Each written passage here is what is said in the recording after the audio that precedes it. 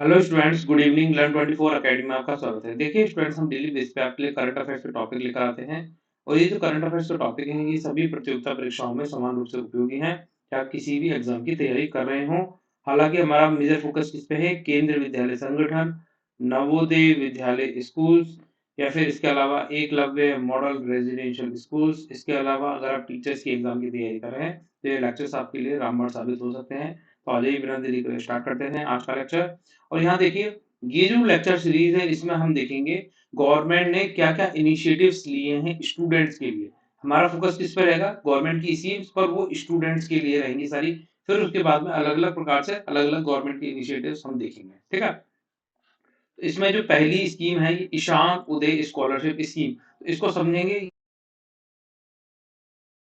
क्योंकि आपके आने वाले एग्जाम्स में इस पे क्वेश्चन पूछे जा सकते हैं। पुरानी स्कीम्स में भी क्वेश्चन पूछे जाते हैं, तो आपको जो एजुकेशन से रिलेटेड जितनी भी स्कीम्स हैं हम एक ही सीरीज़ बनाएंगे ये वाली पूरी, जिसमें हम सबसे पहले तो गवर्नमेंट इनिशिएटिव फॉर स्टूडेंट्स देखेंगे, फिर उसके बाद अलग अलग स्कीम्स लेकर आएंगे, ठीक है। आ जाइए, बिना देरी करे स्टार्ट करते हैं आज का लेक्चर।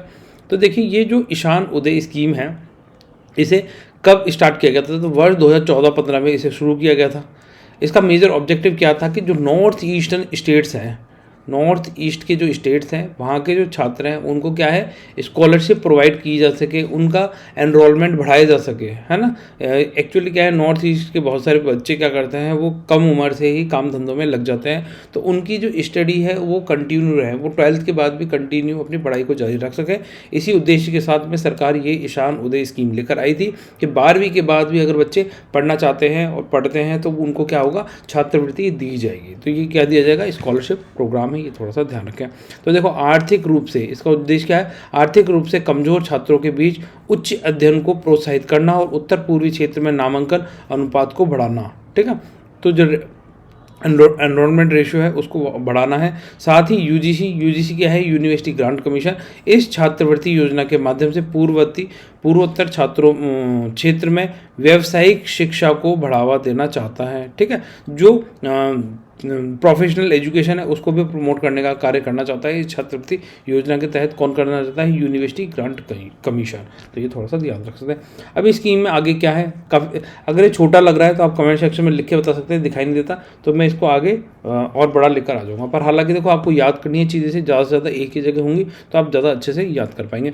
अब देखिए, इसमें जो आवेदक है उसके पास कौन कौन से उत्तर पूर्वी राज्यों का अधिवास होना चाहिए, वहाँ पे वो डोमिसाइल होना चाहिए। अगर मान लीजिए कोई ईशान उदय स्कीम में एनरोलमेंट करना चाहता है तो नॉर्थ ईस्टर्न जो स्टेट्स हैं उसका वो डोमिसाइल स्टेटस होना चाहिए उसके पास में। और कौन कौन से स्टेट? आसाम, अरुणाचल प्रदेश, मणिपुर, मेघालय, मिजोरम, नागालैंड और त्रिपुरा। तो ये 7 सिस्टर्स की हम जो बात करते हैं नॉर्थ ईस्टर्न स्टेट्स में, उन स्टेट्स की बात की जा रही है कि यहाँ का डोमिसाइल होना चाहिए अगर वो ईशान उदय स्कीम में एनरोलमेंट करना चाहता है। और ये जो ईशान उदय स्कीम है ये नॉर्थ ईस्टर्न स्टेट्स के लिए ही है। फिर इसमें देखिए, जो उम्मीदवार है उसके वार्षिक परिवार की आय कितनी होनी चाहिए? सभी जितने भी सोर्सेस हैं, स्रोत हैं, उस 4.5 लाख रुपए से ज़्यादा नहीं होनी चाहिए पूरे परिवार की इनकम, ठीक है। कैंडिडेट मस्ट है, यहाँ पर देखो, candidates annual family income must not be more than 4.5 lakh from all sources. तो ये थोड़ा सा ध्यान रखना है, ठीक है। कितना है? 4.5 लाख की बात कर रहा है, क्योंकि कई जगह आप 5.5 देखेंगे, कहीं 4.80 देखेंगे, तो पर यहाँ पर 4.5 लाख है, तो ये याद रखना है, ठीक है। वर्तमान शैक्षणिक वर्ष के लिए बुलाए गए आवेदनों के लिए उम्मीदवार को अध्ययन, जैसे मान लीजिए देखो, इस स्कीम में इसको फ़ायदा उठाना है तो जस्ट जैसे इसी साल उसने क्या है 12वीं पास करी है, 12वीं या समकक्ष उत्तीर्ण करी है, तो उसके बाद ही नेक्स्ट ईयर में वो क्या करना चाहिए, जैसे इस साल पास कर रहा है तो इसी ईयर में, ठीक है, मतलब नेक्स्ट कोर्स उसका कंटिन्यू चालू रहना चाहिए, उसमें गैप नहीं आना चाहिए, ये वाली बात कर रहा है, ठीक है। पिछले वर्ष में कक्षा 12वीं या समकक्ष उत्तीर्ण होना चाहिए और वो कंटिन्यू क्या करना चाहिए, इस शैक्षणिक वर्ष में एडमिशन ले लेना चाहिए, तभी उसे इस स्कीम का फ़ायदा दिया जाएगा, अदरवाइज वो इस स्कीम से वंचित किया जा सकता है। इसके अलावा आवेदक को यूजीसी अधिनियम डीम टू बी धारा 2 F और 12B के तहत किसी भी विश्वविद्यालय, कॉलेज, संस्था में एकीकृत पाठ्यक्रम सहित किसी भी डिग्री पाठ्यक्रम के प्रथम वर्ष में प्रवेश प्राप्त करना होगा। ठीक है, अब ये नहीं है कि वो स्कीम में एनरोलमेंट करना चाहता है और वो एडमिशन ले रहा है सेकंड ईयर में डायरेक्ट जाके, ऐसा नहीं कर सकता, तो उसे फर्स्ट ईयर में ही एडमिशन लेना पड़ेगा। हालांकि डायरेक्ट सेकंड ईयर में डायरेक्ट एडमिशन होता भी नहीं है, परंतु मान लीजिए कोई जुगाड़ वुगाड़ लगा के नकली डिग्री ला के फर्स्ट ईयर की सेकंड ईयर में डायरेक्ट ले ले। ठीक है, ऐसे हो जाता है, करने वाले तो करते हैं नकली उल्टे सीधे काम। ठीक है, तो यहाँ पे देखो, अगर किसी को इस स्कीम का फ़ायदा उठाना है तो 12वीं के बाद तुरंत कंटिन्यू प्रथम वर्ष में उसको एडमिशन ले लेना चाहिए किसी एकीकृत पाठ्यक्रम में, किसी भी डिग्री पाठ्यक्रम में। ये थोड़ा सा ध्यान रख सकते हैं। ठीक है, और यूनिवर्सिटी, अगर आपसे यूजीसी अधिनियम की एक्ट पूछा जाए तो आपको ये पता होना चाहिए यूनिवर्सिटी अधिनियम एक्ट कौन सा है, 1956 का है, तो ये थोड़ा सा ध्यान रख सकते हैं।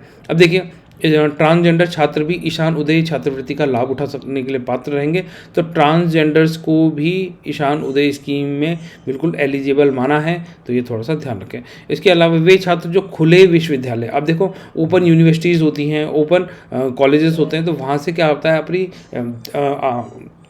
जो आगे की डिग्री कंटिन्यू रखना चाहते हैं तो उनको क्या ईशान उदय में फ़ायदा मिलेगा? नहीं। जो ओपन यूनिवर्सिटी से आगे अपनी पढ़ाई कर रहे हैं वो इस स्कीम के तहत एलिजिबल नहीं होंगे, ये थोड़ा ध्यान रखें। ठीक है, तो खुले विश्वविद्यालयों के माध्यम से अपनी पढ़ाई कर रहे हैं वे ईशान उदय छात्रवृत्ति के लिए आवेदन करने के पात्र नहीं हैं। ठीक है, ये भी काफ़ी ज़्यादा इंपॉर्टेंट है, इंपॉर्टेंट मार्क करें कि जो ओपन यूनिवर्सिटी से पढ़ाई कर रहे हैं वो ईशान उदय स्कीम के लिए एलिजिबल नहीं होंगे। इसके अलावा जिन उम्मीदवारों ने प्रबंधन कोटे के माध्यम से प्रवेश लिया है, ठीक है, अगर मान लीजिए कोई मैनेजमेंट कोटा से किसी ने एडमिशन लिया या अदर कोई स्कॉलरशिप के माध्यम से उसने एडमिशन लिया है, तो वो क्या इस छात्रवृत्ति योजना के तहत लाभार्थी होंगे? तो फिर वो इस योजना के तहत लाभार्थी नहीं होंगे, है ना। किसी अन्य छात्रवृत्ति का लाभ उठाया या ऐसे पाठ्यक्रम कर रहे हैं जिसके लिए डिग्री प्रदान नहीं की जाती है तो वो इस छात्रवृत्ति के लिए पात्र नहीं होंगे। तो ये कुछ पॉइंट हैं, इनको याद रखें जिससे आपका काम हो जाएगा ईशान उदय स्कीम से रिलेटेड। अब देखिए, ईशान उदय स्कीम है, इसमें जो छात्रवृत्ति दी जाती है वो कितनी दी जाती है? तो चयनित छात्र को हर साल 7,800 प्रति माह, ये याद रखना डेटा, 7,800 प्रति माह तक की दर से कुल 10,000 छात्रवृत्तियाँ वितरित की जाती हैं। ठीक है, ये थोड़ा सा ध्यान रखें। हाँ, चयनित उम्मीदवारों को छात्रवृत्ति राशि का भुगतान डीबीटी, डायरेक्ट बेनिफिट, देखो जो भी सेलेक्टेड स्टूडेंट्स होंगे उनको जो पैसा दिया जाएगा वो कैसे दिया जाएगा? वो बैंक अकाउंट में उनके डायरेक्ट ट्रांसफ़र किया जाएगा पैसा, तो ये थोड़ा ध्यान रख सकते हैं। अब देखो, इसमें क्या है, जो सामान्य डिग्री कोर्स, अगर जैसे मान लीजिए कोई जनरल डिग्री कोर्स कर रहा है तो उसे स्कॉलरशिप में कितने 5,400 रुपये की छात्रवृत्ति दी जाएगी और 7,800 किनको दी जाएगी? 7,800 प्रति माह। देखो ये पर मंथ है, प्रति माह याद रखना है, पर ईयर नहीं है, प्रति माह दिए जाएंगे। जब तक उसकी डिग्री कोर्स चलेगा तब तक वो अपना क्या करेगा, छात्रवृत्ति प्राप्त करता रहेगा प्रति माह। तो उन और 7,800 की मासिक छात्रवृत्ति राशि दी जाती है किनको? जो टेक्निकल, चिकित्सीय, व्यवसायी या पैरामेडिकल पाठ्यक्रम कर रहे हैं। ठीक है, तो ये थोड़ा सा ध्यान रखना है। टेक्निकल, मेडिकल, प्रोफेशनल या फिर पैरामेडिकल कोर्सेज में किसी ने एडमिशन लिया है तो उसे 7,800 रुपये की मासिक छात्रवृत्ति दी जाएगी, और अगर कोई जनरल सामान्य डिग्री कोर्स कर रहा है तो 5,400 रुपये की उसे छात्रवृत्ति दी जाएगी। ये थोड़ा सा ध्यान रखना है। और हालांकि सभी बच्चों को नहीं दी जाएगी, ऐसे कुल 10,000 स्कॉलरशिप ही दी जाएगी, मतलब 10,000 बच्चों को ये स्कॉलरशिप दी जाएगी, इससे ज़्यादा बच्चों को नहीं दी जाएगी। फिर 10,000 से ज़्यादा अगर आवेदन आते हैं तो उनमें से सिलेक्शन किया जाएगा, इनको देनी चाहिए। वो उनका क्राइटेरिया क्या होगा, ये देखा जाएगा कि उनकी जो फैमिली की इनकम है 4.5 लाख रुपए से कम है, तो उसने 12वीं के बाद ही तुरंत किसी कक्षा में एडमिशन ले लिया है, प्रथम वर्ष में एडमिशन लेना ज़रूरी है। ठीक है, ट्रांसजेंडर छात्रों को भी इसमें स्कॉलरशिप दी जाएगी, और अगर जैसे मान लीजिए कोई अन्य स्कॉलरशिप का फ़ायदा उठा रहा है तो उसको इसमें फ़ायदा नहीं दिया जाएगा। अब आ जाइए, क्वेश्चन करते हैं जाते जाते। ये क्वेश्चन है, What is primary habit of the background night heron recently seen in the news? हाल ही में समाचारों में देखी गई ब्लैक क्राउन नाइट हेरोन का प्राथमिक निवास स्थान क्या है? Wetland, tropical rain forest, deserts and snow mountains. तो आपको बताना है ये जो ब्लैक क्राउन नाइट हेरोन है, ये इसका प्राइमरी हैबिटेट क्या है, ये मतलब यानी प्राथमिक निवास स्थान इसका कौन सा है? तो इसका आंसर क्या हो जाएगा? देखो आप 10 से 12 सेकंड में इसका आंसर देने की कोशिश करें। इसका आंसर तो मैं बताता हूँ, नेक्स्ट क्वेश्चन आपके लिए होमवर्क का रहेगा। तो देखिए इसका आंसर हो जाएगा वेटलैंड। कहाँ रहती है ये? ब्लैक क्राउन नाइट हेरोन का प्राइमरी हैबिटेट है वेटलैंड में आपको देखने को मिलेंगी। है वेटलैंड क्या होता है? आर्द्र भूमि होता है ना, नम भूमि होता है। तो ये थोड़ा सा ध्यान रख सकता है। इसके अलावा आ जाइए नेक्स्ट क्वेश्चन। ये क्वेश्चन आपके लिए होमवर्क का क्वेश्चन है, इसका आंसर आपको कमेंट सेक्शन में लिखना है। Recently which port in India emerge as the top cargo handling port in India 2023-24? हाल ही में भारत का कौन सा बंदरगाह 2022-23-24 में भारत में शीर्ष कार्गो हैंडलिंग बंदरगाह के रूप में उभरा है ना? Karaikal port, Paradip port, Kandla port और कोची पोर्ट। देखो ये जो पोर्ट्स के नाम है, इनके साथ में जो इनके स्टेट्स के नाम हैं, ठीक है, वो भी आपको पता होनी चाहिए। तो आपको क्या करना है, स्टेट्स के नाम भी आपको कमेंट सेक्शन में लिखना है। जैसे कराईकल कहाँ पर है, स्टेट्स का नाम लिखो। फिर पारादीप कहाँ पर है, स्टेट का नाम लिखो और बताओ, और इसका आंसर भी बताना है आपको। इसका आंसर ये है और बाद में इन पोर्ट कौन कौन से स्टेट में लोकेटेड हैं। इस तरीके से आप तैयारी करेंगे तो आपकी तैयारी और ज़्यादा मजबूत होगी। तो फिर स्टूडेंट देखिए, अगर आपको वीडियो पसंद आते हैं तो वीडियो को लाइक कर दीजिए, चैनल को सब्सक्राइब कर लीजिए। आपकी कोई क्वेरीज है, कोई सजेशन है तो उसके बारे में आप कमेंट सेक्शन में लिख सकते हैं। और टेस्ट सीरीज से रिलेटेड आपको कोई भी जानकारी चाहिए, ठीक है, तो आप मुझे इस नंबर पर व्हाट्सअप कर सकते हैं 8118816110, ठीक है। तो ये test series GK and computer की टेस्ट सीरीज़ है, कंबाइंड टेस्ट सीरीज़ है। इसमें जीके एंड कंप्यूटर,